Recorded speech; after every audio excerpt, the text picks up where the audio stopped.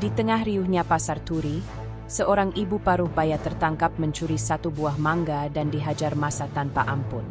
Siapa sangka, peristiwa tragis itu membuka lembar demi lembar kisah pilu seorang ibu bernama Bu Sumarni, yang selama ini berjuang dalam diam untuk keluarganya. Saat publik mulai tahu alasannya mencuri, dunia terbelah. Sebagian mengecam, sebagian lagi terenyuh.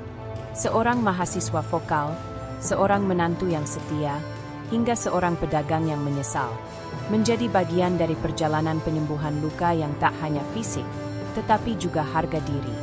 Namun, mampukah sebuah buah mangga yang nyaris tak berharga mengubah cara kita melihat sesama manusia? Kisah ini bukan sekadar cerita tentang kemiskinan dan keadilan. Ini adalah kisah tentang ibu, maaf, dan cinta yang bahkan setelah dihancurkan, masih mampu membangun kembali.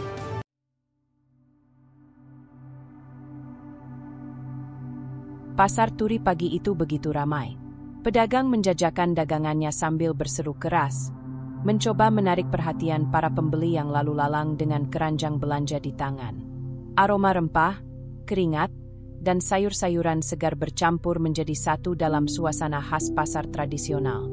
Di tengah keramaian itu, seorang perempuan paruh baya tampak berjalan pelan menyusuri lorong-lorong sempit di antara lapak-lapak yang padat. Namanya Sumarni, usianya 52 tahun. Tubuhnya mungil dan wajahnya terlihat letih, seolah telah lama menanggung beban berat kehidupan. Kain batik lusuh membalut tubuhnya, dan kerudung kusam menutupi sebagian besar rambut yang mulai memutih. Tangannya sesekali meraba perutnya yang kosong, sementara matanya menatap tumpukan buah-buahan dengan kerinduan yang terpendam. Ia berhenti di depan lapak milik Ibu Atikah, seorang pedagang buah yang dikenal cerewet namun laris. Mangga harum manis tersusun rapi di atas meja kayu. Warna kuning oranye buah itu tampak segar, seolah memanggil setiap orang untuk mencicipinya. Sumarni berdiri agak lama. Ia menghela napas dan menunduk. Tak ada uang di sakunya hari itu. Di rumah, menantunya, Nurul, sedang hamil 6 bulan dan sejak kemarin mengidam mangga muda. Riko, anak semata wayangnya, masih menganggur setelah di PHK pabrik beberapa bulan lalu. Sumarni tahu, tak ada yang bisa dia lakukan selain mencoba memenuhi keinginan kecil menantunya itu. Hanya satu buah. Hanya satu. Matanya berkeliling, memastikan tak ada yang terlalu memperhatikannya. Perlahan, tangannya yang keriput meraih satu buah mangga dari tumpukan. Namun saat ia hendak memasukkannya ke dalam kantong plastik, suara teriakan menggema. "Hei, nenek itu colong mangga!" teriak seorang pemuda dari ujung lapak. Seketika orang-orang menoleh. Ibu Atikah pun refleks memekik. "Astagfirullah, itu mangga saya. Maling, tangkap!" Kerumunan mendekat cepat. Sumarni tak sempat berlari. Tangannya masih menggenggam mangga ketika seseorang menarik pundaknya keras. Beberapa orang langsung mengerubunginya, mencaci, mendorong, bahkan menendang. Teriakan, "Maling, pencuri," dan "pantang dimaafkan," menggema lebih keras daripada doa pagi. Tubuh Sumarni ambruk ke tanah. Bibirnya pecah. Lengan kirinya menahan luka gores karena terjatuh di aspal kasar. Ia mencoba berbicara, namun suaranya tenggelam dalam cacian dan amarah. Tak ada yang benar-benar ingin mendengarnya. Di antara kerumunan itu, seorang gadis muda bernama Dini, mahasiswa jurusan hukum yang sedang mengumpulkan data penelitian di pasar, mendekat dan mencoba melerai. "Tunggu, ibu itu belum tentu mencuri dengan niat jahat. Jangan main hakim sendiri."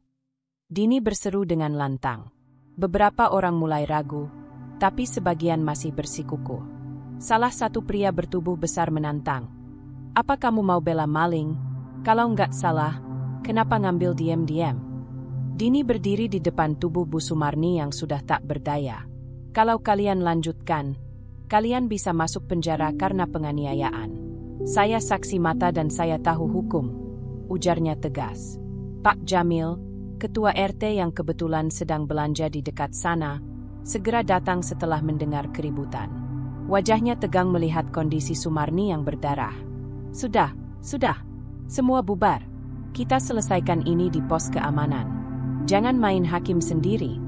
Masa akhirnya perlahan membubarkan diri, meski beberapa masih bergumam kesal. Bu Sumarni dibantu berdiri oleh Dini dan Pak Jamil. Matanya kosong, wajahnya lebam. Tapi lebih dari fisiknya, hatinya remuk oleh penghinaan dan tuduhan yang bahkan belum sempat ia jawab. Bu, ayo, saya antar ke pos. Tenang ya, Bu, kata Dini pelan, berusaha menenangkan. Sumarni hanya mengangguk lemah. Tangannya masih menggenggam mangga yang sudah terjatuh di tanah. Dini mengambil mangga itu, membersihkannya sebentar, dan meletakkannya di pangkuan Bu Sumarni. Untuk bayi yang belum lahir itu ya, Bu, bisiknya lirih. Dan di tengah hiruk-pikuk pasar turi yang perlahan kembali sibuk seperti biasa, tangis Sumarni pecah, bukan karena rasa sakit di tubuhnya, tapi karena harga sebuah mangga telah membuatnya kehilangan martabat di mata banyak orang. Langit siang itu mendung saat Dini dan Pak Jamil membawa Bu Sumarni ke pos keamanan di ujung selatan pasar turi. Pos kecil berdinding papan dan beratap seng itu biasanya menangani pertikaian ringan antar pedagang. Tapi kali ini berbeda. Seorang perempuan paruh baya dengan wajah lebam dan tubuh gemetar duduk membisu di bangku kayu. Pak Harto, petugas pasar berusia lanjut, menatap prihatin. Ia baru saja selesai mencatat penjelasan singkat dari Pak Jamil. Bu, nama lengkapnya siapa? Tanya Pak Harto lembut. Sumarni menunduk. Tangannya menggenggam rok lusuhnya erat-erat. Suaranya nyaris tak terdengar. Sumarni. Pak Harto mengangguk dan mencatat. Alamatnya, Bu? Sebelum Sumarni menjawab, Dini mengeluarkan sebuah KTP yang ia temukan di tas Bu Sumarni yang terjatuh saat kericuhan. Ini KTP beliau. Pak. Pak Harto membacanya cepat. RT 03 RW 06, Kedung Mundu. Oh, saya tahu daerah itu. Hidup di sana berat. Sumarni tetap diam. Matanya mulai basah. Bu, apa benar ibu mengambil mangga itu? Tanya Pak Harto hati-hati. Sumarni mengangguk. Ia menatap Dini. Wajahnya penuh luka, tapi sorot matanya lembut. Saya hanya ingin beri menantu saya yang sedang hamil. Dia ngidam mangga muda. Saya tak punya uang. Isakannya tertahan. Dini mengepalkan tangan, menahan perasaan marah dan pilu yang bercampur di dadanya. Tapi mereka memukul ibu seperti penjahat besar. Ini nggak manusiawi, bisik Dini pada Pak Jamil. Pak Jamil menganggut. Kita harus bantu. Tapi pelan-pelan, ini sensitif. Kalau langsung disebar, bisa jadi ramai. Saya janji berhati-hati. Tapi saya ingin tahu lebih banyak tentang ibu ini. Ucap Dini serius. Saya ingin mengunjungi rumahnya. Pak Harto mengangguk setuju. Sekarang biar saya antar beliau pulang. Ibu perlu istirahat. Rumah Bu Sumarni terletak di gang sempit daerah Kedung Mundu. Rumah kayu tua dengan dinding lapuk dan halaman tanah kering. Saat mereka tiba, suara lembut terdengar dari dalam. Bu, ibu di mana? Saya udah masak lodeh. Nurul, menantu Bu Sumarni yang tengah hamil 6 bulan, menyambut dengan wajah ceria yang langsung berubah menjadi pucat saat melihat ibu mertuanya. Ya Allah, ibu kenapa? Dini memperkenalkan diri dan menjelaskan apa yang terjadi. Nurul langsung terduduk, air mata jatuh tak tertahan. Saya ngidam mangga, saya nggak tahu ibu bakal sampai begini. Maaf, Bu. Bu Sumarni hanya tersenyum lirih, menggenggam tangan menantunya. Bukan salahmu, enduk. Ibu yang nekat. Ibu cuma nggak tega lihat kamu kepengin. Sementara kita nggak punya apa-apa. Dini berdiri mematung. Rumah ini begitu sederhana. Tidak ada sofa. Tidak ada TV. Tapi ada cinta yang begitu nyata dan sunyi. Di rumah ini, ia merasa seperti masuk ke dunia lain. Dunia yang tak pernah ia lihat selama kuliah di Fakultas Hukum. Saya akan bantu, Bu. Ucap Dini lirih. Cerita ibu harus didengar orang banyak. Tapi saya janji tidak akan mempermalukan ibu. Bu Sumarni menatap Dini dalam-dalam. Ada harapan kecil mulai menyala di matanya yang tadi kelam. Pagi berikutnya, Dini bangun dengan hati yang masih berat. Ia duduk di depan laptopnya, membuka folder tempat ia menyimpan foto KTP Bu Sumarni yang semalam sempat ia pindai. Di layar, terpampang jelas identitas perempuan itu. Sumarni, 52 tahun, warga RT 03 RW 06, Kelurahan Kedung Mundu. Tidak ada yang istimewa dari kartu itu, kecuali sebuah bekas sobekan kecil di ujungnya, seperti bekas direkatkan di dompet lusuh. Dini menghela napas. Ia kembali teringat percakapan semalam di rumah Bu Sumarni. Rumah kecil, senyuman Nurul yang dipaksakan meski perutnya makin membesar, dan raut wajah Sumarni yang penuh luka namun tetap lembut. Dini mengangkat ponsel dan menghubungi sahabatnya, Rini, yang sedang magang di sebuah lembaga bantuan hukum. Rin, aku butuh bantuan. Aku punya kasus yang enggak biasa. Kasus apa? Dini menjelaskan secara singkat, termasuk identitas Bu Sumarni dan peristiwa pemukulan di pasar. Kamu serius mau bantu sampai ke hukum? Kalau perlu, iya. Tapi sekarang aku cuma mau tahu dulu, apakah ada rekam data bantuan sosial atas nama beliau? Oke, kirim aja datanya. Aku cek di data Kemensos, siapa tahu ada. Sore harinya, Dini kembali ke rumah Bu Sumarni. Ia datang membawa beberapa buah tangan, vitamin, minyak kayu putih, dan sekotak nasi hangat. Ketika tiba, ia disambut Nurul yang sedang menyapu halaman. Assalamualaikum. Waalaikumsalam, Mbak Dini. Ayo masuk. Ibu di dalam, lagi rebahan. Di dalam, Bu Sumarni duduk bersandar di dinding, selimut menutupi kakinya. Wajahnya masih tampak lebam di beberapa sisi, tapi sudah mulai membaik. Terima kasih ya, Enduk, sudah datang lagi, ujar Bu Sumarni dengan senyum lemah. Dini duduk di lantai tikar, menatap perempuan itu dengan tatapan penuh rasa hormat. Bu, saya boleh tanya, sejak kapan ibu tinggal di sini? Sejak Riko kecil, waktu suami saya masih ada, kami ngontrak di belakang. Tapi setelah dia meninggal karena kecelakaan proyek, saya pindah ke rumah ini. Warisan satu-satunya dari orang tua saya. Ibu pernah dapat bantuan sosial? Seperti PKH, BLT. Pernah sekali waktu pandemi, tapi nggak tiap bulan.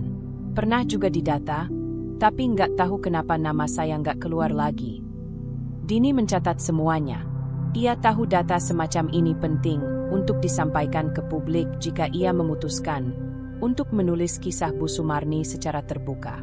Bu, saya penasaran, kenapa ibu nggak minta bantuan ke tetangga atau ke RT waktu Nurul ngidam? Sumarni terdiam sejenak, lalu menjawab pelan. Kadang orang lebih senang melihat kita susah. Kalau ibu minta, nanti katanya cuma jadi beban. Ibu sudah terlalu sering dianggap beban. Ibu cuma mau anak sama menantu ibu bahagia, meskipun ibu harus, ya begini. Suasana mendadak hening. Dini merasa tenggorokannya tercekat.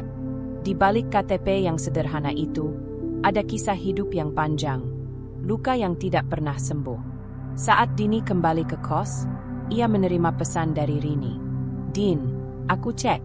Nama Bu Sumarni memang tercatat di DTKS, tapi statusnya tidak aktif. Bisa karena verifikasi ulang gagal. Ini sistemik. Dini mengetik balasan cepat. Oke, makasih. Aku rasa ini bukan cuma soal mangga. Ini potret kecil dari masalah besar. Ia membuka dokumen kosong di laptopnya, lalu mulai menulis. Namanya Bu Sumarni. Usianya 52. Ia dihajar massa karena mencuri satu buah mangga. Ia menulis tanpa henti. Setiap kata seolah mengalir dari emosi yang tertahan. Ia tidak tahu apakah ceritanya akan dibaca ribuan orang, tapi ia yakin kisah Bu Sumarni layak didengar. Riko duduk di beranda rumah dengan kepala tertunduk. Thread tentang ibunya yang ditulis oleh Dini sudah viral. Ribuan orang membaca. Ada yang mengutuk tindakan main hakim sendiri, ada yang membela pedagang, tapi semuanya membuat dada Riko makin sesak. Nama ibunya, dan kini namanya juga, terpampang di dunia maya. Terbuka seperti luka yang dijadikan tontonan. Nurul keluar membawa segelas teh. Perutnya yang mulai besar terlihat jelas di balik daster lusuh. Ko, minum dulu panas. Kamu dari tadi cuma bengong. Riko menyambut gelas itu, tapi tak langsung diminum. Matanya nanar menatap langit-langit. Nurul, katanya lirih. Harusnya aku yang kerja. Aku yang cari mangga buat kamu. Bukan ibu yang sampai dihajar begitu. Nurul duduk di sampingnya.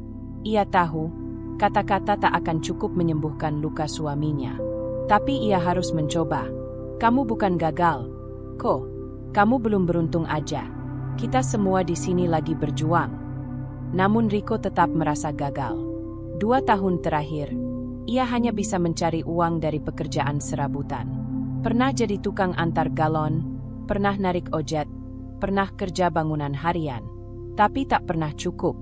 Sementara bayi di kandungan Nurul makin besar, dan harga kebutuhan makin mahal. Hari itu juga, Riko memantapkan niat. Ia pergi ke warnet kecil di ujung gang untuk mencetak lamaran kerja. Ada info lowongan teknisi dari teman lamanya di perusahaan logistik. Sambil menunggu, ia membaca ulang komentar netizen di thread Dini. Anaknya kemana? Masa ibunya harus nyolong buah segala? Tapi ya, siapa juga yang tahu rasanya hidup kayak gitu? 2 sisi, pro dan kontra. Tapi semuanya seperti pisau buat Riko. Ia merasa dihujani harapan dan tudingan bersamaan. Sore harinya, Pak Jamil, Ketua RT, datang ke rumah. Membawa beras 5 kilo dan minyak goreng. Aku tahu ini nggak seberapa, kok, katanya sambil duduk. Tapi kamu jangan ngerasa sendiri. Kami tahu Bu Sumarni orang baik. Riko mengangguk pelan. Makasih, Pak. Saya malu, tapi juga bersyukur. Banyak yang peduli, walau rasanya tetap berat. Pak Jamil menepuk bahunya.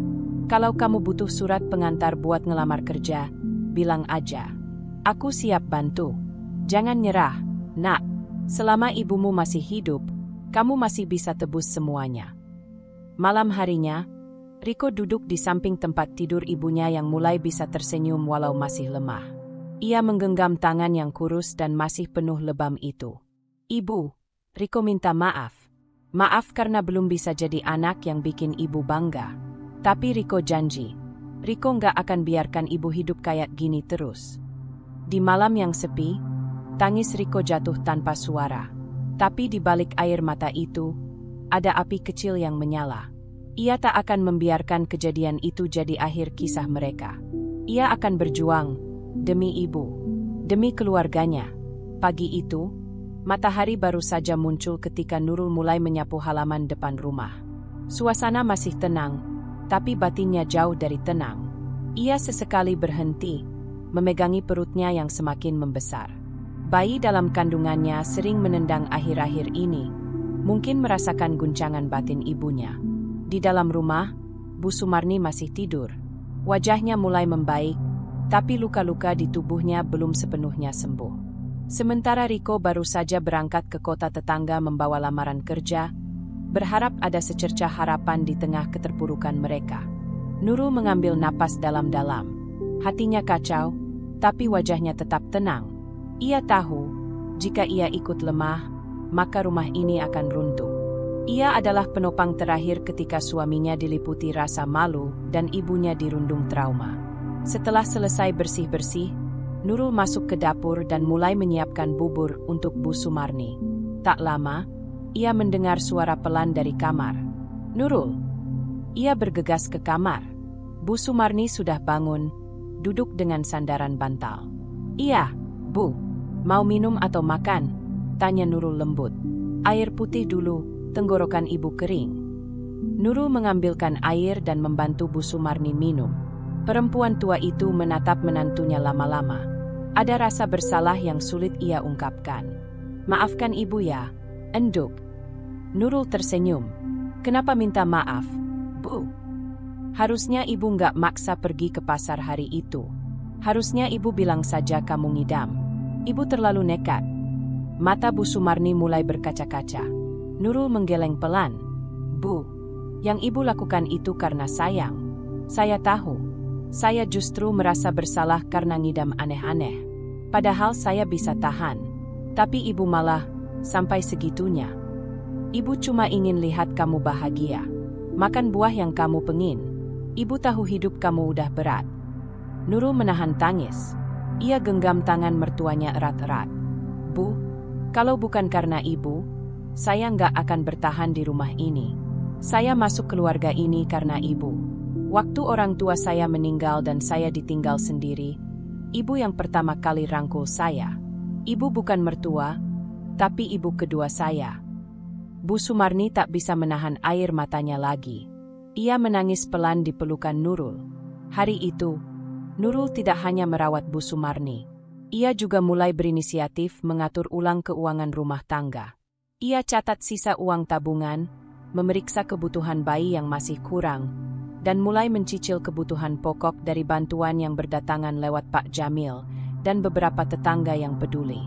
Ia bahkan membuat daftar nama orang-orang yang datang membantu, agar kelak mereka bisa membalasnya. Meski kecil, tapi ia tahu, utang budi harus dibalas dengan hormat, bukan sekadar ucapan. Menjelang sore, seorang gadis muda datang ke rumah. Ia membawa kantong belanja berisi vitamin ibu hamil dan buah-buahan. Gadis itu adalah Dini, mahasiswa yang beberapa hari lalu datang ke rumah mereka dan menulis cerita viral tentang Bu Sumarni. "Aku cuma mampir, Bu," ujar Dini setelah dipersilakan masuk. Nurul menyambut dengan senyum ramah. "Terima kasih ya, Mbak Dini. Gara-gara kamu, banyak yang tahu kisah kami." Dini tersenyum kecil. "Saya hanya menulis yang saya lihat. Tapi saya juga belajar banyak dari ibu dan keluarga ini. Kuatnya kalian itu luar biasa. Kalau bukan karena saya harus kuat, mungkin saya sudah jatuh sejak lama," jawab Nurul sambil tertawa pelan. Mereka mengobrol lama. Dini menanyakan kondisi kesehatan Bu Sumarni, kehamilan Nurul, dan apakah Riko sudah dapat kabar soal lamarannya. Nurul menjawab jujur, belum ada kabar, tapi mereka tetap berharap. Sebelum pulang, Dini memberikan pesan. "Kisah kalian bukan hanya viral, tapi menyentuh banyak orang. Banyak yang ingin bantu.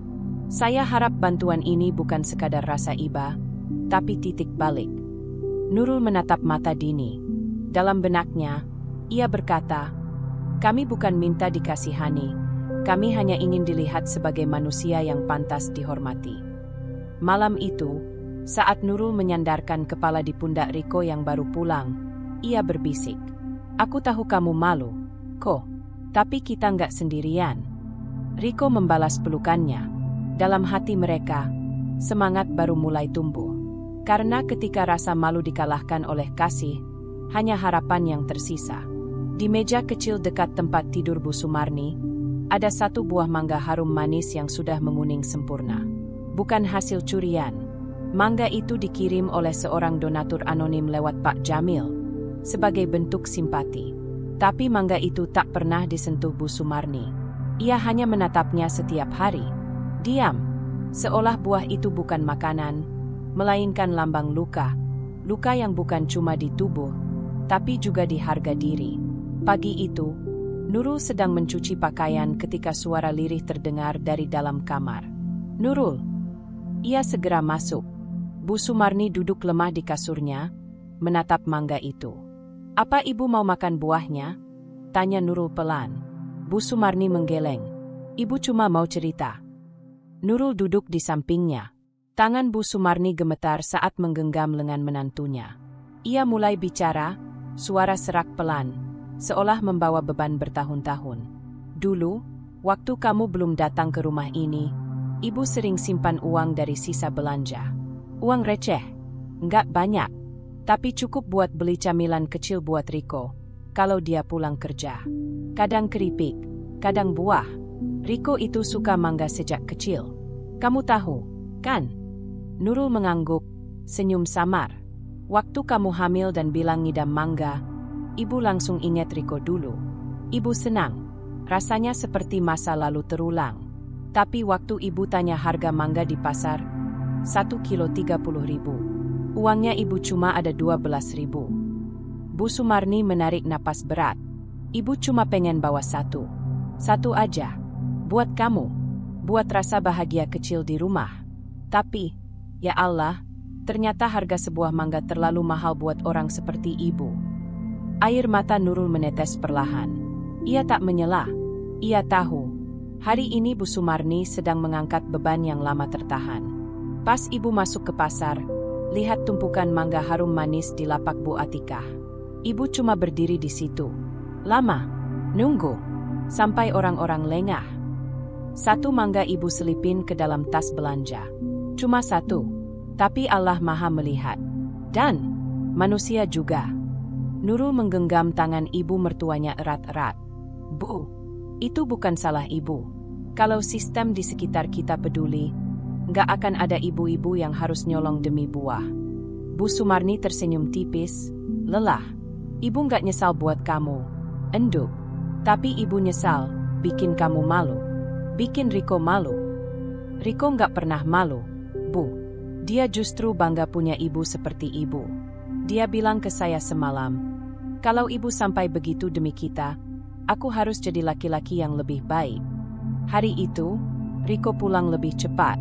Lamaran kerja belum ada jawaban, tapi wajahnya sedikit lebih tenang. Ia duduk di ruang tamu, dan Nurul menyajikan teh panas. Ibu tadi cerita banyak, kok, ujar Nurul pelan. Tentang mangga itu, tentang kamu waktu kecil. Riko tersenyum kecil. Aku ingat, ibu dulu selalu nyelipin irisan mangga ke bekal sekolah. Kamu tahu, kok, harga mangga itu terlalu mahal. Tapi bukan karena uang. Riko mengangguk, menatap mangga yang belum disentuh di atas meja. Karena harga dari rasa malu, harga dari luka, jauh lebih besar dari 100 mangga sekalipun. Malam itu, untuk pertama kalinya, Bu Sumarni memakan irisan tipis dari mangga itu. Nurul yang mengupas dan menyajikan di piring kecil. Ia hanya makan satu irisan, tapi senyum di wajahnya seolah berkata, akhirnya, mangga ini benar-benar untukmu, Enduk. Dini menatap layar laptopnya sambil menghela napas dalam. Malam itu hujan turun pelan, tapi isi pikirannya terasa riuh. Setelah 2 kali mengunjungi rumah Bu Sumarni, ia tahu, ini bukan sekadar kisah seorang ibu yang dihajar masa karena mencuri mangga. Ini kisah tentang martabat, kasih sayang, dan ketidakadilan yang membusuk di akar masyarakat. Ia membuka dokumen baru dan mulai menulis. Namanya Bu Sumarni. Usianya 52 tahun. Ia dipukul, ditendang, dan dicaci hanya karena satu buah mangga. Tapi di balik itu ada kisah yang lebih pahit dari luka yang tampak di tubuhnya. Dini menulis cepat. Jemarinya seperti digerakkan oleh emosi yang mendesak. Ia menyusun ulang semua catatan yang ia buat selama kunjungan. Ia menulis tentang Riko, sang anak yang menganggur tapi tetap mencoba kuat. Tentang Nurul, menantu yang sedang hamil dan tetap menjadi tiang di tengah rumah yang hampir runtuh. Bu Sumarni mencuri bukan karena rakus. Ia mencuri karena ingin memberi setetes kebahagiaan kecil pada menantunya yang sedang mengandung. Karena harga mangga itu lebih tinggi dari harga hidupnya sendiri saat itu. Tulisan itu ia unggah ke akun media sosial pribadinya, lengkap dengan beberapa foto yang ia ambil saat kunjungan. Gambar tangan Bu Sumarni yang masih lebam, piring kecil berisi irisan mangga, dan Nurul yang tersenyum sambil memegang perutnya. Dalam waktu 1 jam, tulisan itu meledak. Kolom komentar dipenuhi respon emosional. Saya baca ini sambil nangis. Astaga, kita kejam banget sebagai masyarakat. Saya peluk Bu Sumarni dari jauh. Maafkan kami yang diam saja. Ada yang tahu nomor rekening keluarga ini? Saya ingin bantu. Beberapa akun besar ikut membagikan thread itu. Seorang penulis terkenal mengutip, kisah Bu Sumarni adalah cermin kita.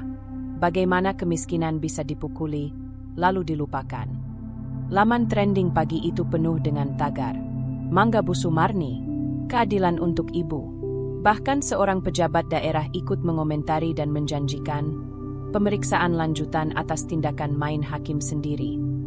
Sementara itu, di rumah kecil Bu Sumarni, Riko dan Nurul tidak langsung tahu apa yang terjadi. Mereka tidak aktif di media sosial. Tapi mendadak, pagi harinya, Pak Jamil datang tergesa-gesa sambil membawa ponselnya. Kok, Nurul, ini viral. Mereka membaca dengan bingung. Lalu perlahan, terpampang tulisan Dini yang panjang dan menyentuh. Riko terdiam. Nurul menutup mulutnya, menahan isak. Sementara Bu Sumarni yang baru saja bangun, hanya menatap heran. Kenapa rame, Pak? Tanyanya pelan. Pak Jamil duduk. Ibu, cerita ibu sudah dibaca ribuan orang. Banyak yang tersentuh. Banyak yang ingin bantu. Bu Sumarni hanya mengangguk pelan. Apa mereka juga tahu ibu mencuri? Ya, Bu. Tapi mereka tahu alasannya. Dan mereka ngerti. Mereka nggak marah. Banyak yang justru minta maaf karena kita semua diam waktu itu. Beberapa hari kemudian, rumah itu mulai didatangi wartawan, aktivis sosial, bahkan 2 lembaga bantuan yang menawarkan dukungan. Nurul dan Riko sempat bingung, tapi Dini datang membantu mengatur semuanya. Ia juga membuat rekening donasi terbuka atas nama Nurul, karena Bu Sumarni tak punya rekening sendiri. Dalam 2 hari, rekening itu terisi lebih dari 13 juta rupiah. Namun yang paling menyentuh bukan uangnya, melainkan surat-surat kecil yang dikirim via pos dan kurir. Surat dari ibu rumah tangga di Surabaya, dari siswa SMP di Bandung, dari seorang TKI di Taiwan. Salah satu surat yang dibacakan Dini di ruang tengah membuat semua orang menangis. Ibu Sumarni, saya juga pernah mencuri waktu kecil. Karena lapar. Tapi saya tumbuh dan belajar. Ibu tidak layak dipukuli. Ibu layak dihormati. Terima kasih sudah jadi pengingat kemanusiaan kami semua. Hari itu, Dini duduk di samping Bu Sumarni yang sedang menyulam kecil di teras rumah. Ibu tahu nggak, tulisan tentang ibu sudah dibaca lebih dari 2 juta orang. Bu Sumarni tersenyum tipis. Berarti, banyak orang tahu aib ibu ya? Dini menggeleng pelan. Bukan aib, Bu. Justru kekuatan. Karena ibu mengingatkan kami bahwa kemiskinan bukan alasan untuk kehilangan harga diri. Dan bahwa manusia harus lebih manusia. Bu Sumarni menatap langit. Tak ada tangis, tapi matanya basah. Di dalam hatinya, ia berbisik. Kalau rasa sakit ini bisa menyadarkan orang lain, mungkin tidak sepenuhnya sia-sia. Pak Jamil duduk di depan meja kayu kecil, ditemani secangkir kopi yang tak lagi hangat. Beberapa berkas di tangannya adalah salinan laporan keamanan pasar, termasuk insiden yang menimpa Bu Sumarni. Ia menatapnya lekat, wajahnya keruh. Ia masih ingat jelas pagi itu. Saat Bu Sumarni diteriaki maling dan dikeroyok orang-orang yang seolah lupa bahwa yang mereka pukul itu manusia.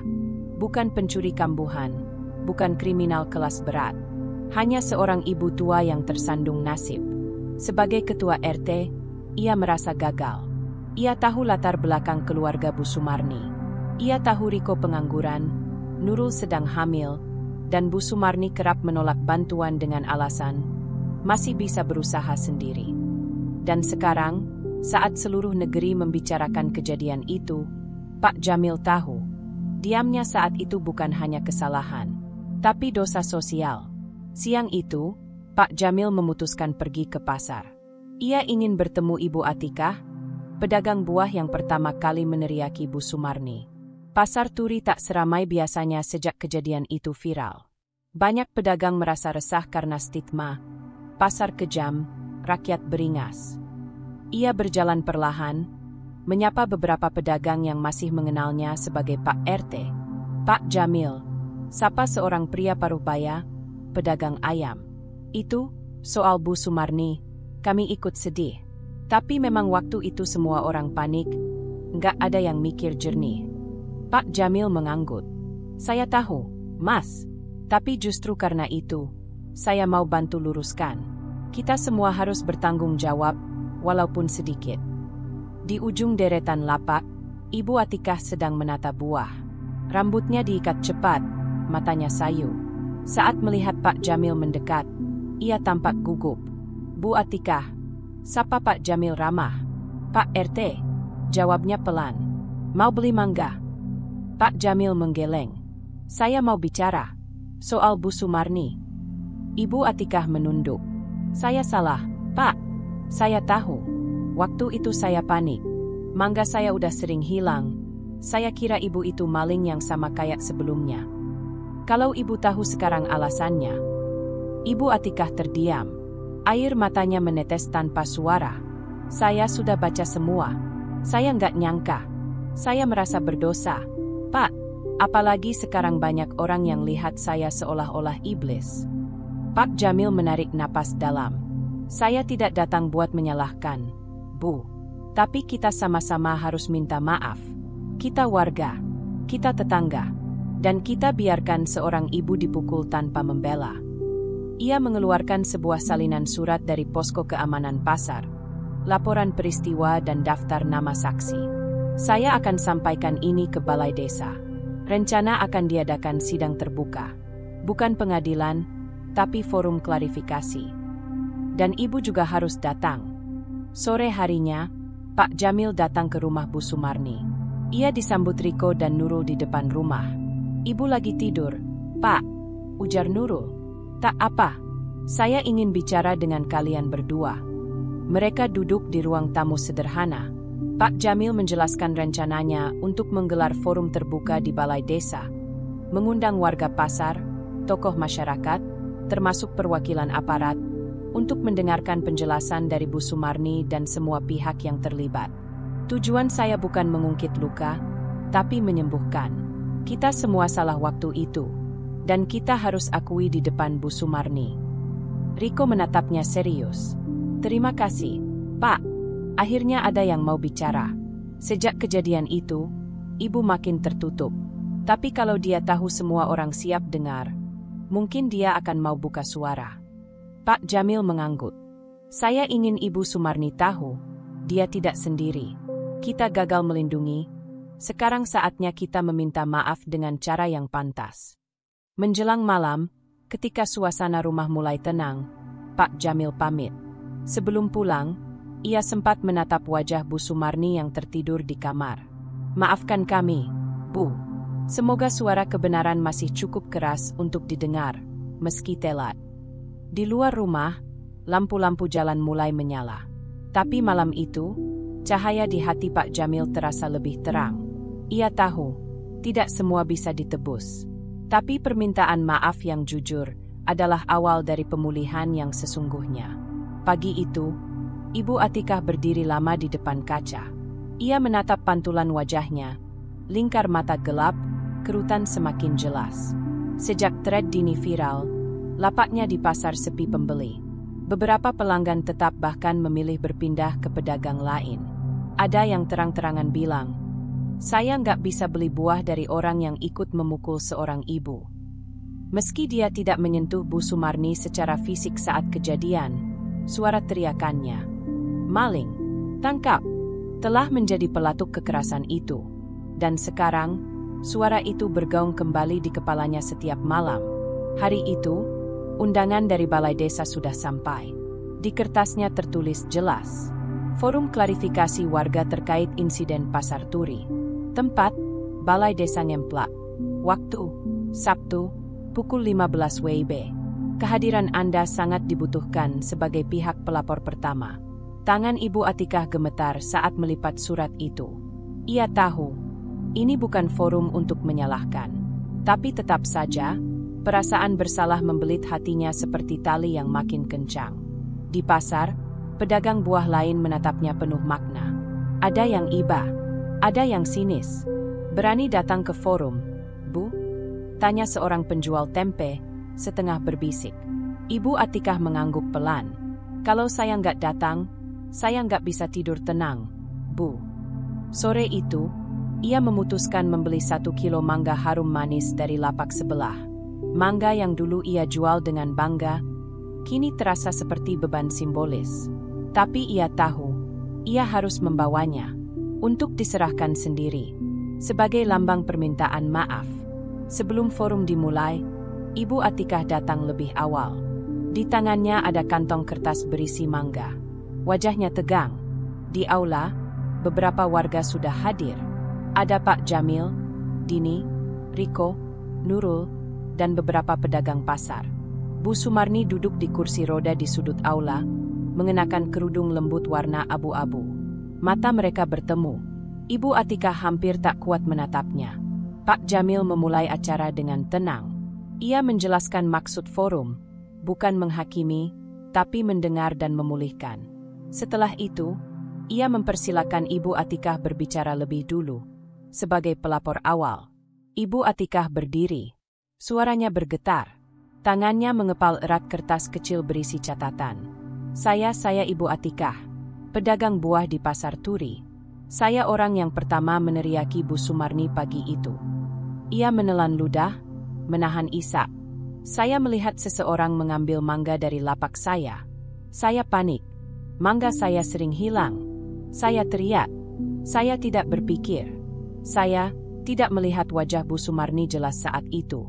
Saya hanya melihat orang miskin mengambil barang dagangan saya. Ia berhenti sebentar, memandangi aula yang hening. Semua menatapnya. Dan karena saya berteriak, Bu Sumarni dipukul. Saya tidak memukul. Tapi saya tahu, suara saya yang mulai semuanya. Dan untuk itu, saya minta maaf. Suasana hening. Tak ada tepuk tangan. Tapi tak ada juga cemooh. Semua diam, meresapi beban kata-kata itu. Ibu Atikah lalu berjalan pelan ke arah Bu Sumarni. Ia berlutut. Tangannya yang keriput menyodorkan kantong kertas berisi mangga. Bu Sumarni, saya tahu ini nggak bisa menghapus luka ibu. Tapi izinkan saya minta maaf. Dari lubuk hati saya yang paling dalam. Saya bukan orang jahat, saya cuma takut, dan akhirnya ikut kejam. Bu Sumarni menatap mangga itu. Lama, lalu pandangannya beralih ke wajah Ibu Atikah. Dulu saya ambil satu mangga karena ingin buat Nurul senang. Tapi harganya ternyata lebih mahal dari yang ibu bayangkan. Katanya pelan. Ibu Atikah mengangguk, berlinang air mata. Saya tahu, Bu. Sekarang saya tahu. Dan saat itu juga, di hadapan puluhan warga, dua perempuan paruh baya itu saling memeluk dalam keheningan. Pelan, tapi penuh makna. Setelah forum usai, banyak warga menghampiri Bu Sumarni untuk bersalaman. Beberapa menangis. Beberapa hanya mampu menatap dan menunduk. Namun yang paling mengejutkan adalah ketika salah satu rekan pedagang Ibu Atikah berkata, "Bu, mulai minggu depan, saya bantu sisihin buah-buahan dari lapak kita.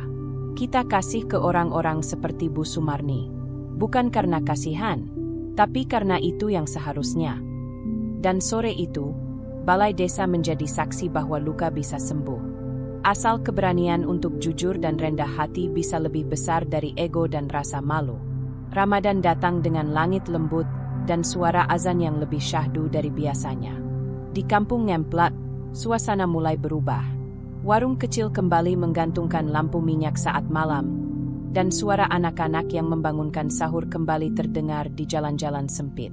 Tapi di rumah Bu Sumarni, Ramadan tahun ini terasa berbeda. Bukan karena makanan yang kurang, bukan juga karena sakit yang belum sembuh. Tapi karena luka di hati mereka belum benar-benar tertutup.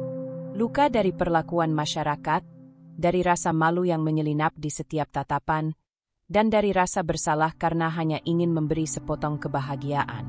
Namun luka itu juga mulai disembuhkan perlahan, satu demi satu, oleh uluran tangan yang tulus. Suatu pagi, 2 hari setelah puasa pertama, Nurul terbangun dengan wajah pucat. Riko yang baru saja selesai salat subuh segera memapahnya ke kamar. Perutnya sakit, kok, kayak kenceng banget, ucap Nurul pelan sambil memegang perut buncitnya. Riko panik. Ia segera menghubungi Pak Jamil yang tinggal tak jauh. Dengan bantuan tetangga, Nurul dibawa ke bidan terdekat. Ternyata hanya kontraksi palsu. Tapi dokter menyarankan agar Nurul banyak istirahat dan tidak terlalu stres. Bu Sumarni yang masih belum bisa berjalan jauh hanya bisa duduk gelisah di kursi kayu depan rumah. Seandainya ibu masih kuat, ibu yang jagain Nurul. Biar Riko bisa kerja dengan tenang, gumamnya pelan. Selama bulan Ramadan itu, banyak bantuan datang. Dari organisasi sosial, dari komunitas kampus dini, bahkan dari netizen yang mengirimkan sembako dan makanan berbuka. Tapi Bu Sumarni tidak mau semuanya diterima.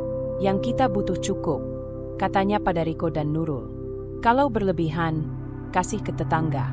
Ibu nggak mau orang mikir kita jadi kayak pengemis karena viral. Sikap Bu Sumarni itu diam-diam membuat Dini kagum. Ia kembali menulis, kali ini tentang bagaimana keluarga ini tidak kehilangan harga diri meskipun mereka diuji berat. Bu Sumarni bukan hanya simbol perjuangan kaum tertindas. Ia juga simbol keteguhan. Ia mengajarkan bahwa martabat bukan soal kaya atau miskin. tapi soal bagaimana kita memaknai hidup dengan tetap memegang nilai. Tulisan itu kembali viral. Banyak yang ikut membantu warga sekitar Bu Sumarni. Beberapa mulai mengirim zakat dan sedekah ke RT tempat tinggalnya. Pak Jamil sampai harus membentuk panitia kecil untuk menyalurkan bantuan dengan adil. Namun, tak semua orang senang dengan perhatian yang didapat keluarga Bu Sumarni. Ada beberapa pedagang pasar yang merasa iri dan mulai menyebar bisik-bisik tidak sedap. Gara-gara dia, pasar kita jelek citranya. Udah dikasih mangga malah viralin. Cari simpati. Suatu sore, Riko mendengar bisikan itu ketika ia sedang membeli sayur. Ia menahan amarah, tapi wajahnya tegang. Ia pulang tanpa bicara. Malamnya, ia curhat pada Nurul. Mereka pikir kita nyari simpati. Padahal ibu sendiri nggak mau minta apa-apa. Nurul menggenggam tangan suaminya. Biarkan mereka. Kok, kita tahu siapa kita. Ibu tahu siapa dirinya. Itu yang penting. Bu Sumarni, yang mendengar percakapan itu dari balik tirai, hanya menatap langit malam. Ia sadar, betapapun kerasnya ia mencoba memaafkan, dunia tidak akan pernah benar-benar adil. Tapi ia tetap memilih untuk tidak membalas. Di malam ke-21 Ramadan, Riko membangunkan ibunya untuk salat tahajud. Ia tak biasa melakukannya, tapi malam itu ia merasa terpanggil. Di sajadah kecil yang lusuh, mereka berdua salat berdampingan. Selesai salat, Riko berdoa dalam hati.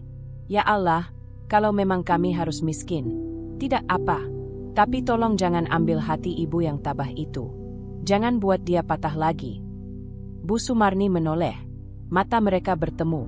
Ibu bangga sama kamu. Kok? Dan malam itu, di antara banyak doa-doa yang melayang ke langit, ada satu harapan yang sederhana. Semoga luka ini tak sia-sia. Semoga segala hinaan, cacian, dan air mata bisa menjadi batu loncatan bagi hidup yang lebih baik. Dan semoga, ketika bayi Nurul lahir nanti, dunia menyambutnya bukan dengan prasangka dan kekerasan, tapi dengan pelukan dan harapan. Hari itu, udara ngemplak terasa lebih tenang dari biasanya. Awan bergumpal di langit seperti menahan hujan, namun tak jadi turun. Di balai desa, kursi-kursi plastik hijau sudah tertata rapi. Di depan ruangan, sebuah meja panjang disiapkan untuk para tokoh masyarakat. Warga mulai berdatangan, sebagian datang karena ingin tahu, sebagian lagi karena rasa bersalah yang belum selesai. Ini bukan sidang dalam arti hukum. Tidak ada hakim, jaksa, atau terdakwa. Ini adalah forum klarifikasi warga, hasil inisiatif Pak Jamil, yang merasa sudah saatnya kampung mereka menyembuhkan diri bersama. Mereka butuh duduk bersama, menatap luka, dan bicara. Bukan untuk memperbesar kesalahan, tapi untuk membasuhnya. Bu Sumarni datang ditemani Riko dan Nurul. Ia memakai baju kurung coklat tua dan kerudung krem. Luka di pelipisnya sudah mengering, namun bekas memar masih samar di bawah matanya. Langkahnya lambat, dibantu kursi roda dorongan Riko. Suasana balai desa langsung hening ketika mereka masuk. Beberapa orang spontan berdiri. Sebagian lainnya menunduk. Ada rasa tak nyaman yang menggantung di udara.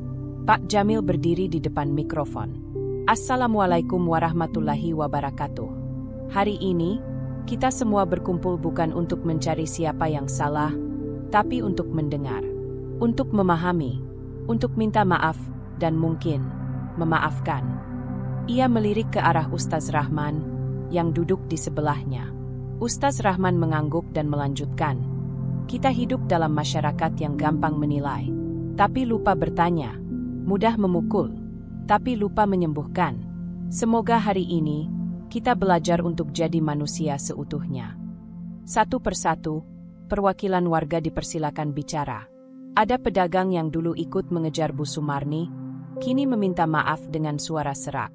Ada pemuda yang mengaku menonton saja saat kejadian, tapi sejak itu dihantui mimpi buruk. Lalu giliran Ibu Atikah. Ia sudah bicara di forum sebelumnya, tapi kini ia mengulang permintaan maafnya di hadapan lebih banyak orang. Saya teriak karena takut kehilangan barang dagangan. Tapi yang saya rugikan jauh lebih besar dari 1 kilo mangga. Saya rugikan hati manusia, hati seorang ibu, katanya, suaranya pecah. Semua menunduk. Tak ada yang bisa menyangkal itu. Akhirnya, giliran Bu Sumarni berbicara. Pak Jamil membantu menyorongkan mikrofon ke hadapannya. Butuh waktu hampir semenit sebelum Bu Sumarni membuka mulut. Ia menatap seluruh ruangan, lalu menunduk. Saya Bu Sumarni. Umur saya 52 tahun. Mungkin bagi kalian saya cuma ibu-ibu tua yang miskin dan tak berdaya. Tapi saya punya harga diri. Suasana makin hening. Hanya suara kipas tua yang berderit. Hari itu saya mencuri satu mangga. Bukan karena saya maling, tapi karena saya ingin lihat menantu saya tersenyum. Dia sedang ngidam, dan saya tidak punya uang satu pun di dompet. Ia berhenti, menelan ludah. Saya bukan ingin kalian kasihan. Saya tidak minta diberi bantuan terus-menerus.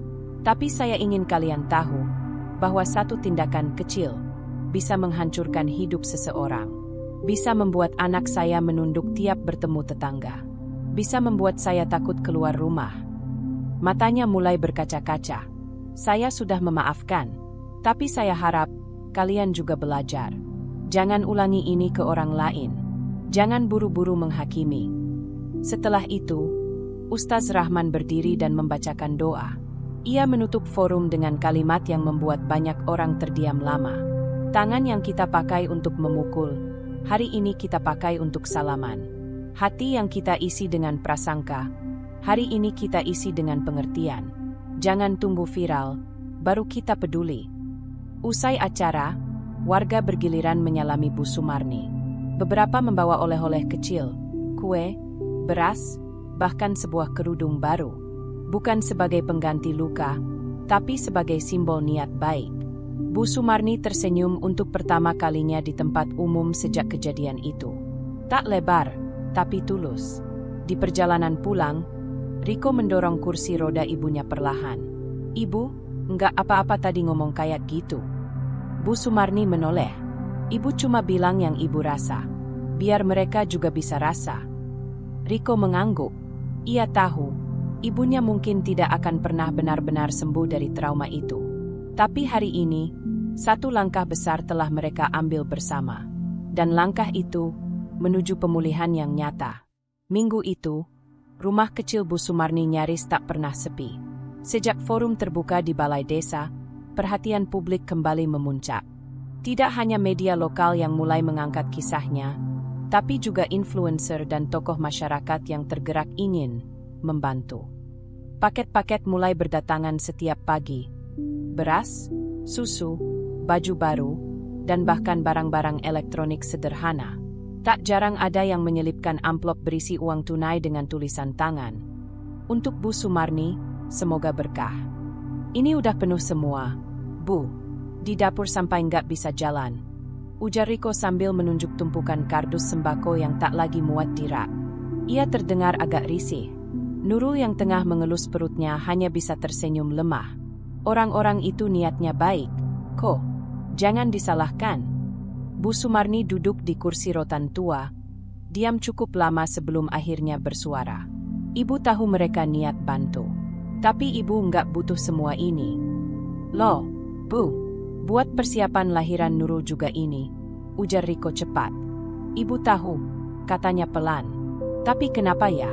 Ibu malah merasa lebih sedih, bukannya senang. Pagi itu, Dini datang lagi. Kali ini ia tidak membawa barang bantuan, tapi membawa kamera dan tim dokumentasi kecil dari komunitas kampusnya. Mereka berniat membuat video dokumenter singkat tentang kisah Bu Sumarni, sebagai bagian dari proyek kampanye Manusia di balik judul berita. Dini sempat ragu, tapi saat ia menyampaikan maksudnya secara langsung, Bu Sumarni mengangguk. Kalau ini bisa bikin orang mikir dua kali sebelum mukul orang lain, silakan. Pengambilan gambar berlangsung sederhana. Saat ditanya oleh salah satu tim Dini, apa yang paling ibu harapkan dari semua kejadian ini? Bu Sumarni menjawab lirih, saya cuma ingin dianggap manusia.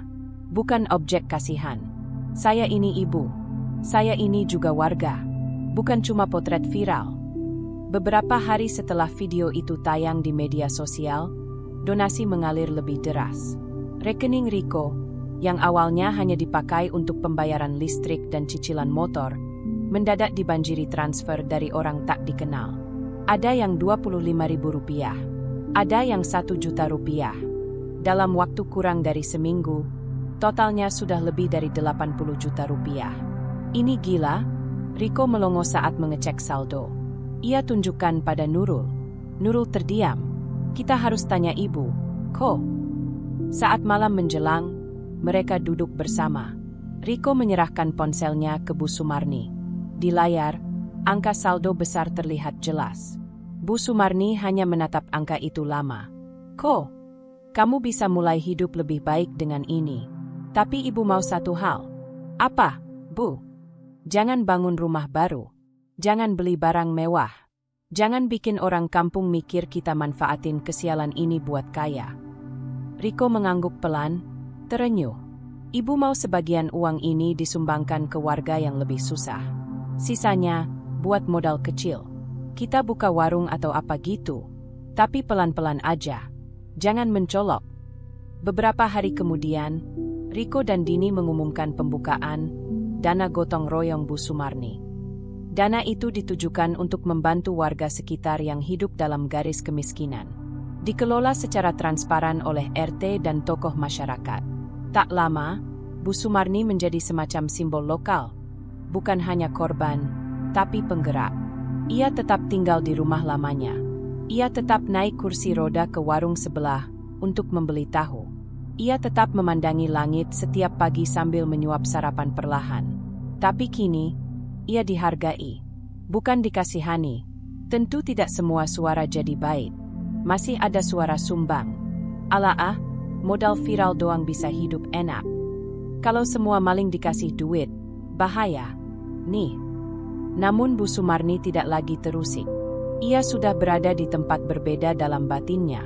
Ia sudah melewati rasa malu, rasa sakit, dan rasa tidak dihargai. Kini, ia tahu persis siapa dirinya.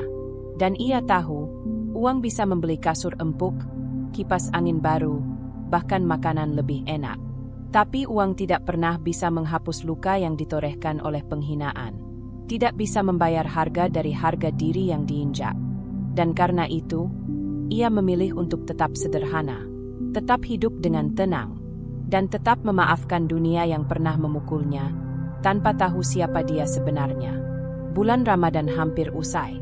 Udara pagi terasa lebih lembut, dan suara takbir kecil mulai terdengar samar dari masjid-masjid kecil di sekitar Nyemplak. Bu Sumarni duduk di kursi rotan tua seperti biasa, menatap jalanan yang masih basah oleh embun. Di tangannya, secangkir teh hangat mengepul pelan. Di dalam rumah, Riko sibuk di depan cermin. Baju kemeja putih yang ia setrika semalaman kini melekat rapi di tubuhnya. Rambutnya disisir ke samping, wajahnya terlihat lebih segar dari biasanya. Ibu, seru Riko dari dalam. Saya pamit dulu ya, ada panggilan wawancara. Bu Sumarni menoleh, tersenyum. Semoga lancar. Nak, jangan gugup. Bukan rezekinya kalau gagal, bukan salahmu. Riko mengangguk dengan mata yang agak berkaca. Ia menghampiri ibunya, mengecup tangan Bu Sumarni yang dingin oleh udara pagi. 2 minggu sebelumnya, salah satu pengusaha bengkel otomotif di Surabaya membaca thread Dini dan menonton dokumenter singkat tentang keluarga Bu Sumarni. Ia terenyuh dan langsung menghubungi Pak Jamil. Saya lihat anaknya, Riko, lulusan SMK jurusan mesinnya. Saya butuh teknisi buat buka cabang baru. Pak Jamil langsung menyambungkan ke Riko. Riko sempat ragu. Apa mereka benar-benar mau nerima saya? Karena kasihan. Pak Jamil menatapnya. Rezeki bisa datang dari mana saja, Ko. Tapi kemampuan kamu yang akan menentukan apakah rezeki itu bertahan. Wawancara itu berjalan sederhana. Pemilik bengkel, Pak Yanto, pria parubaya yang ramah, lebih banyak mendengarkan daripada bertanya. Kamu tahu, Ko, saya pernah miskin juga, ucapnya sambil tertawa kecil. Dulu makan nasi cuma sama garam. Tapi yang penting, kita jujur dan mau belajar. Itu aja modalnya. Riko menunduk sopan. Saya nggak minta diprioritaskan, Pak. Saya cuma minta kesempatan. Pak Yanto mengangguk. Kalau gitu, mulai Senin depan kamu bisa langsung masuk. Kita mulai dari dasar ya. Belajar lagi dari awal. Gajinya belum besar, tapi cukup buat hidup sederhana. Riko hampir tak bisa menahan air matanya. Terima kasih, Pak. Terima kasih banyak. Kabar itu membuat suasana rumah Bu Sumarni berubah drastis. Untuk pertama kalinya sejak kejadian di pasar itu, Riko tertawa lepas. Nurul yang kini memasuki usia 9 bulan kehamilan ikut bahagia. Bu Sumarni hanya bisa mengusap dada dan menatap langit. Dalam hatinya, ia berdoa, "Ya Allah, Engkau gantikan luka ini dengan pelan tapi pasti. Terima kasih telah menunjukkan bahwa air mata tidak selalu sia-sia." Hari pertama Riko bekerja, ia berangkat dengan motor pinjaman Pak Jamil. Meski panas dan debu menempel di bajunya saat pulang, wajahnya berseri. "Saya tadi bantu pasang rem cakram, Bu," katanya semangat sambil menyeruput es teh. Kepala mekaniknya bilang kerja saya rapi. Bu Sumarni tersenyum. "Ibu yakin kamu bisa lebih hebat dari yang kamu kira." Di malam hari, ketika suasana rumah kembali hening, Riko duduk sendiri di teras, menatap bintang. Ia teringat hari-hari saat ibunya dihina di media, saat ia merasa seperti sampah masyarakat. Tapi kini, ia tahu bahwa hidup tidak berhenti di satu titik gelap. Selalu ada jalan pulang, selama masih mau melangkah. Beberapa minggu setelahnya, Pak Yanto datang ke rumah Bu Sumarni. Ia ingin melihat langsung keluarga Riko dan menyampaikan rencana. "Saya pikir, Riko bisa dipromosikan jadi kepala teknisi kalau terus begini. Tapi saya mau tahu, apa dia sanggup pikul tanggung jawab?" Bu Sumarni menoleh ke anaknya. Riko mengangguk dengan mata mantap. "Saya siap belajar lebih banyak, Pak. Demi keluarga saya." Pak Yanto tertawa kecil. "Itu semangat yang saya cari." Sebelum pulang, Pak Yanto menyalami Bu Sumarni dan berkata pelan, "Terima kasih sudah membesarkan anak seperti dia. Saya doakan ibu sehat selalu." Di sore hari, Bu Sumarni menulis sesuatu di selembar kertas kecil dan menempelkannya di dinding ruang tamu. Tulisan sederhana dengan spidol hitam. "Pelan-pelan, tapi pasti. Jangan pernah berhenti." Itu bukan hanya nasihat untuk Riko, tapi untuk dirinya sendiri. Karena hidup memang kadang menghajar tanpa ampun. Tapi selalu ada ruang untuk bangkit. Selalu. Langit ngemplak sore itu menggantung kelabu. Mendung tipis menyelimuti desa, seperti menyambut sesuatu yang sakral. Di rumah sederhana milik Bu Sumarni, suasana mendadak panik. "Bu, Nurul sakit perutnya makin hebat. Kayaknya waktunya melahirkan," seru Riko sambil menopang tubuh istrinya yang terbungkuk menahan kontraksi. Bu Sumarni bangkit dari duduknya dengan tergesa, menggenggam tas perlengkapan bayi yang sudah disiapkan sejak minggu lalu. "Cepat, kita bawa ke bidan Ibu Rini." Riko dengan sigap menuntun Nurul masuk ke atas motor yang telah disiapkan. Bu Sumarni duduk di belakang, memeluk tubuh menantunya agar tidak goyah di jalan. 3 orang itu melaju ke arah pusat desa, diiringi doa yang terucap dalam hati. 1 jam kemudian, jerit tangis bayi pertama kali terdengar di rumah bersalin milik Bu Rini. Suara kecil yang memecah keheningan itu membuat Bu Sumarni terisak pelan di pojok ruangan. "Alhamdulillah, Alhamdulillah ya Allah." Nurul, masih lemah tapi tersenyum penuh damai, menatap bayi mungil itu dalam pelukannya. Riko yang mendampingi tampak menahan haru dan bahagia yang membuncah bersamaan. "Itu anak kita, Nur," bisiknya sambil menyentuh pipi bayi yang kemerahan. Perawat mengangkat bayi itu perlahan ke arah Bu Sumarni. "Bu, mau gendong cucunya?" Dengan tangan yang sedikit bergetar, Bu Sumarni menerima makhluk kecil itu ke dalam pelukannya. Air matanya jatuh satu persatu tanpa bisa dibendung. "Namanya siapa?" tanya Bu Rini. Riko dan Nurul saling berpandangan, lalu menoleh ke arah Bu Sumarni. "Ibu yang kasih nama," ucap Nurul dengan suara serak tapi penuh cinta. Bu Sumarni menatap cucunya, lalu berkata lirih, "Maafina." Perawat mengernyit pelan. "Maafina, Bu." "Ya," jawab Bu Sumarni mantap. Dari kata maaf. Karena ia lahir dari luka, dari kesalahpahaman, tapi juga dari pemaafan. Kabar kelahiran cucu Bu Sumarni cepat menyebar. Tak butuh waktu lama, tetangga-tetangga mulai berdatangan. Beberapa membawa makanan, sebagian lain datang hanya ingin melihat bayi yang sempat dinanti netizen. Cucu dari seorang ibu yang pernah dihajar karena mengambil mangga. Di antara wajah-wajah yang datang, ada satu yang paling tak diduga. Ibu Atikah. Ia berdiri di depan pintu dengan mata yang bengkak, menenteng satu kantong plastik besar berisi mangga harum manis. "Boleh saya masuk, Bu Sumarni?" Suasana jadi hening. Riko sempat menegang, tapi Bu Sumarni mengangguk. "Masuklah, kita tidak sedang menyimpan dendam." Ibu Atikah meletakkan plastik itu di meja, lalu duduk pelan di depan Bu Sumarni yang sedang menggendong Maafina. "Ini, mangga dari kebun belakang. Saya petik sendiri. Dulu saya nggak sempat kasih izin. Sekarang, saya kasih ini sebagai tanda minta maaf, Bu." Bu Sumarni memandang buah-buah itu lama, lalu menatap Ibu Atikah. "Bukan mangganya yang berat, Bu, tapi kata-katanya waktu itu." Ibu Atikah tertunduk. "Saya tahu, dan saya nggak akan pernah bisa benar-benar menebusnya.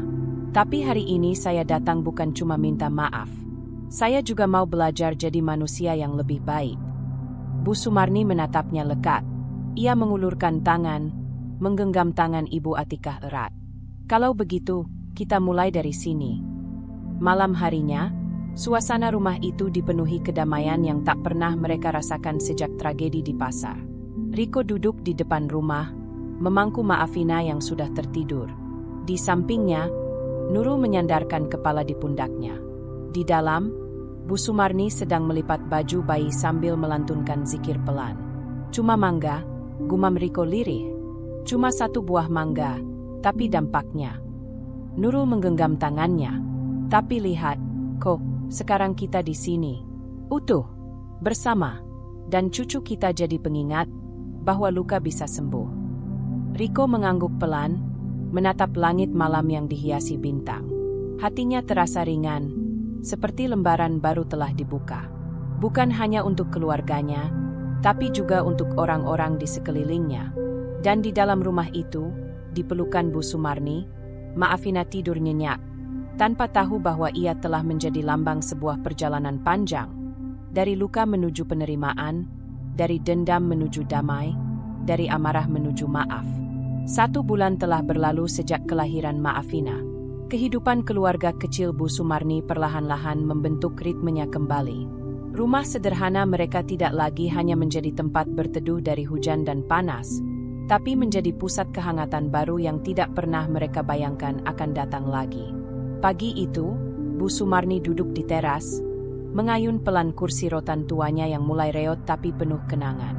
Di pangkuannya, Maafina tidur pulas dibalut selimut tipis bermotif bunga kecil. Sinar matahari pagi menyentuh wajah sang nenek, menyorot garis-garis usia yang kini tampak lebih damai dari sebelumnya. Burung-burung bersahutan, anak-anak tetangga berlarian sambil tertawa, dan dari kejauhan, Nurul terdengar menyanyi pelan sambil memasak di dapur. Riko sedang membersihkan halaman depan, sesuatu yang dulu jarang ia lakukan, tapi kini jadi rutinitas pagi yang menenangkan pikirannya. Hari-hari mereka memang belum mewah, belum bergelimang fasilitas, tapi tidak ada yang kurang dari rasa syukur. Bu Sumarni menatap jalan setapak di depan rumah.